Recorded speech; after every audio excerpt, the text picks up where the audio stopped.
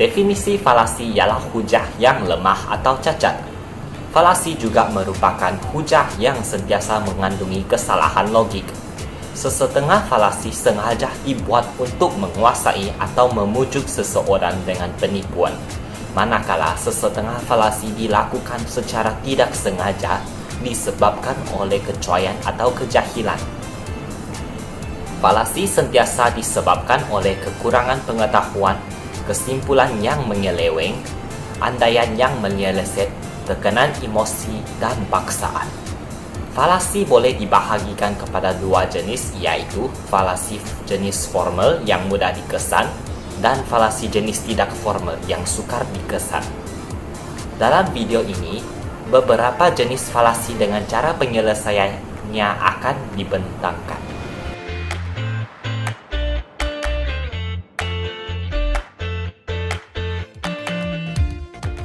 Salah satu contoh situasi yang menggambarkan falasi argumentum ad hominem ialah syarikat A menyatakan jika pelanggan membeli produk dari syarikat B, mereka merasakan pelanggan mungkin tidak akan mendapat servis yang sangat baik kerana polisi syarikat B yang sangat mencurigakan. Bagi falasi argumentum ad misericordiam, contoh situasinya ialah di mana Encik Ahmad memohon simpati kepada pembeli untuk membeli produk jualannya. Dia juga menyatakan jika pembeli tidak membeli produk jualannya, dia tidak akan mendapat keuntungan dan tidak mampu untuk memberi makan kepada keluarganya. Falasi cara licin atau slippery slope berlaku semasa seseorang membuat tuntutan bahawa satu peristiwa akan membawa kepada peristiwa lain dan akhirnya melahirkan kesimpulan yang mengerikan. Dalam proses tersebut, setiap langkah atau peristiwa menggunakan logik yang salah dan menjadi semakin mustahil. Sebagai contoh, kalau anda membeli telefon buatan negara China, China akan menjadi lebih kaya. Mereka akan mencemarkan alam sekitar, peningkatan suhu dunia berlaku dan kita akan menghadapi isu hujan asid di Malaysia. Falasi ini mewujudkan konklusi yang tidak logik dan ekstrim untuk menggalakkan pembeli mengelakkan diri daripada membeli telefon buatan China. Saya akan menerangkan tentang falasi menutup persoalan iaitu petitio principii. Falasi ini sering dikategorikan ke dalam falasi tidak formal. Falasi ini datang dari ancient Greek philosopher iaitu Aristotle. Falasi ini boleh didefinisikan kepada menganggap konklusi itu betul atau menutup persoalan. Contoh falasi petitio principii ialah sesuatu pernyataan yang menggunakan premis sebagai bukti. Contoh pernyataannya ialah, disebabkan sistem pendidikan di Malaysia tidak relevan, kita hendaklah membuat sesuatu sistem baru yang boleh mengenal pasti pelbagai bentuk pembelajaran dan boleh mencapai semua murid. Pernyataan tersebut menuntut persoalan di mana adakah betul sistem pendidikan di Malaysia tidak relevan. Seseorang yang membuat pernyataan tersebut merasakan bahawa sistem pendidikan di Malaysia tidak relevan dan memberi cadangan untuk menambah baik sistem pendidikan tersebut. Sekiranya responden tidak bersetuju dengan pernyataan tersebut, perbincangan ini akan terpecah dua, iaitu responden akan menjawab pernyataan tersebut dan menyatakan bahawa sistem pendidikan di Malaysia adalah relevan. Kedua pula, responden akan bersetuju dan menyatakan apakah cadangan-cadangan lain untuk membaik pulih sistem pendidikan di Malaysia. Assalamualaikum, saya Nuraida Mujalali. Saya akan memberikan satu contoh falasi yang tidak formal iaitu falasi argumentum et monopolium. Falasi ini sering digunakan oleh golongan yang terkenal dan maksudnya ialah merayu kepada pihak autoriti. Contoh bagi falasi ini ialah Dato' X merupakan seorang selebriti yang terkenal di Malaysia.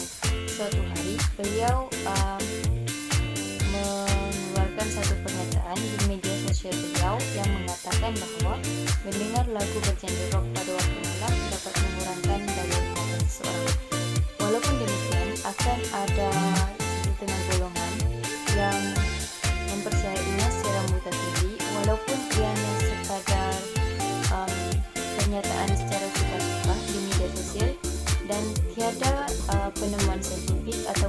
yang kukuh yang dikeluarkan oleh mana-mana pihak tentang kesahihan pernyataan tersebut. Sekian, terima kasih.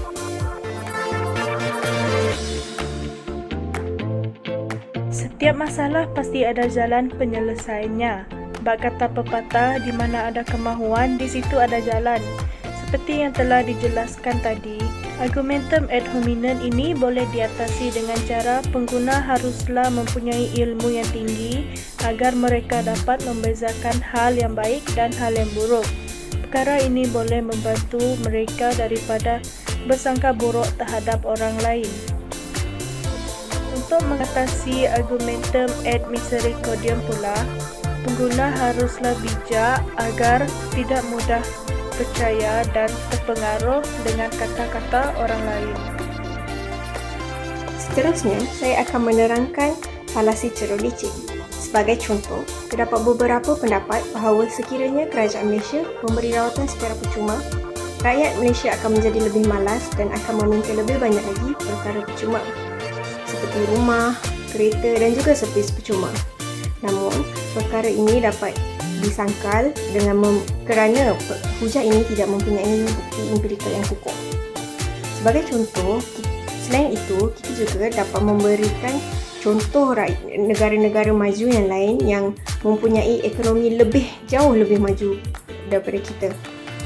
Hal ini disebabkan kerana rakyat mereka yang sihat dan cerdas akan membuat kerja-kerja dengan lebih optimum. Oleh itu, ekonomi akan menjadi melonjak naik kerana kerja mereka lebih baik daripada kita. Sosial adalah falasi argumentum ad hominem. Definisi bagi falasi ini ialah mengeksploitasi tanggapan bahawa harga barangan yang mahal bermakna lebih tinggilah kualiti untuk sesuatu barangan itu.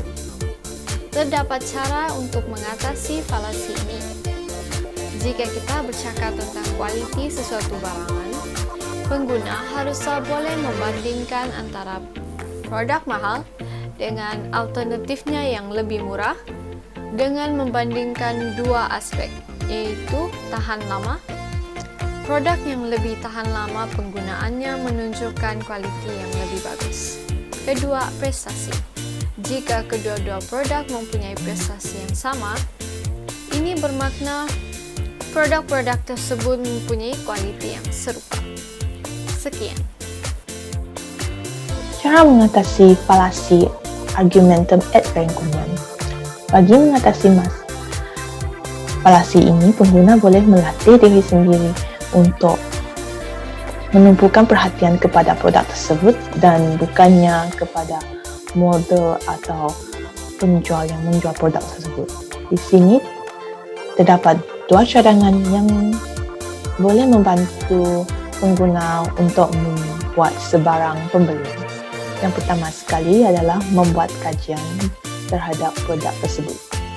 Pengguna boleh mengkaji bahan yang digunakan dalam produk tersebut sama ada bahan itu akan membawa manfaat atau sebaliknya. Yang kedua adalah membuat tinjauan. Pengguna boleh membuat analisis maklum balas daripada pengguna lain sama ada mereka membuat maklum balas yang positif atau negatif terhadap produk tersebut.